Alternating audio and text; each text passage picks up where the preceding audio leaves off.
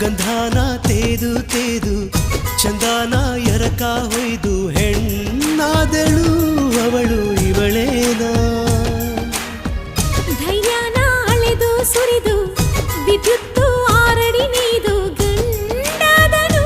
ಅವನು ಇವನೇನಾ ನಿನ್ನ ಅದರಗಳು ಹೂ ಬರೆದೆಗಳು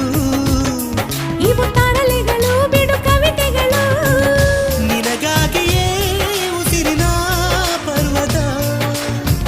ನಾ ಕಟ್ಟುವೆ ಬೆಚ್ಚಗಿಡುವೆ ಬಾರೆ ಬಾ ಕಲ್ಲು ಕರಗೋಯ್ತು ನಿನ್ನ ಮಾತಿಂದ ಜಗ ಮರೆತೋಯ್ತು ಓನಲ್ಲೇ ನಿನ್ನ